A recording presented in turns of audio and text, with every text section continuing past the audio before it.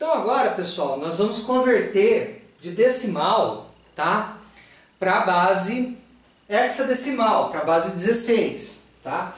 Então nós temos que dividir o nosso número, no caso 1341, temos que dividir por 16, fazer divisões sucessivas por 16 até obter quociente zero e aí pegar os restos em reverso e escrever o número resultante. Ok? Isso pode parecer um pouco difícil para algumas pessoas, porque você tem que dividir números grandes e a maioria das pessoas não está acostumada com isso. Faz a conta na calculadora. Tá? Mas tem uma forma de aproximações sucessivas que você pode usar, né? Qual que é o maior número que eu multiplico por 16 que não passa de 134? Se você por tentativa e erro for fazendo, você vai descobrir que é 8. Mas se você tiver uma calculadora em mãos, o que você faz? Ó? Pega 134, divide por 16. Você vai ver que vai dar 8 ponto alguma coisa aí, alguma fração, tá? 8 ponto alguma coisa. 8 pontos quebradinhos, tá? Esses quebradinhos você despreza, pega só o 8. Ou seja, a rigor a gente está fazendo o piso da divisão, só que da divisão, considerando que a divisão não é inteira, a divisão é em ponto flutuante, tá? Então você vai pegar o piso da divisão de 134 por 16, que vai ser 8, tá? Se você não tiver uma calculadora, infelizmente você vai ter que ficar somando 16 com 16 e ver quantas vezes você soma 16 com 16 e não passa de 134. Você vai descobrir que são 8 vezes. Tá? E aí você vai multiplicar 8 por 16, vai dar 128, subtrai 128 de 134. Isso é o que você faz das outras vezes que você faz divisão também, né? Você está subtraindo o número, mas como os números são pequenos, a gente normalmente não representa a subtração desse lado, tá? Mas seria interessante você representar sempre, para você lembrar que você está subtraindo, né? Então aqui tivemos restos 6, abaixo 1 aqui, tá? Eu quero saber quantas vezes o 16 cabe no 61. Cabe 3 vezes, tá? Então, multiplico 16 por 3, dá 48, tá? Subtraio 48 de 61, dá 13. 13 é menor que 16, então 13 é o resto. E aí é o que eu quero chamar a atenção para vocês. É bom você ter uma tábua, tá? Em que os números em hexadecimal, tá? Você tem os números em decimal aqui, os números em hexadecimal aqui. Aqui é lógico que eles coincidem, né? Então não preciso colocar, mas aqui eles são diferentes, aqui em hexa é diferente daqui, né? Vocês sabem por quê, né? E aqui os números em binário, tá? E aí eu já vou mostrar a relação entre binário e hexadecimal. Se vocês estão prestando atenção na louça, vocês já entenderam essa relação, tá? Ok? Mas para quem não entendeu, a gente vai falar aqui, tá? Então vamos continuar a divisão, tá? Então aqui deu o resto 3, 3 é menor que 16, tá?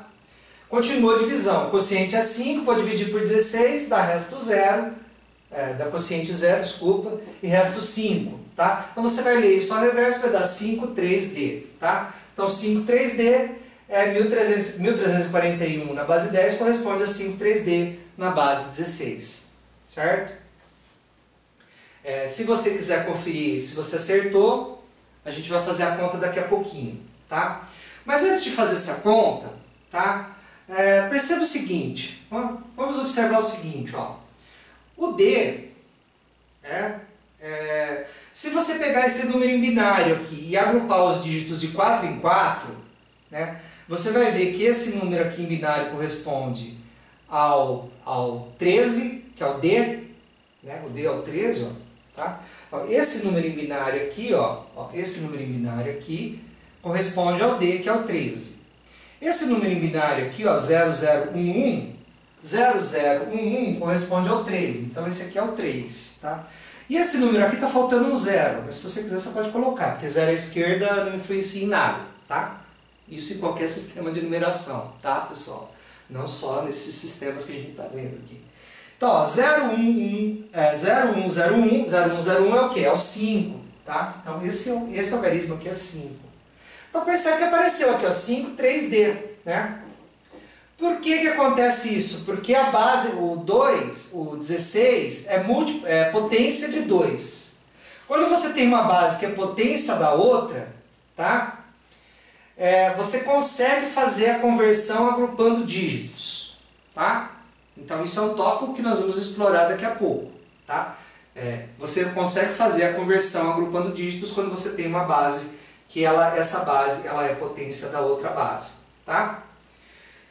Então, para finalizar, né, como nós fizemos das outras vezes, nós vamos aqui fazer a prova real disso aqui, tá? Então nós vamos escrever assim, ó, da seguinte forma, né? Vou apagar o quadro aqui e nós vamos fazer. Ok. Então, finalmente, para nós fecharmos aqui nossa parte de conversão de bases, né, usando divisão, né? Usando divisão e não agrupamento, tá? A gente vai ver com agrupamento daqui a pouco, tá?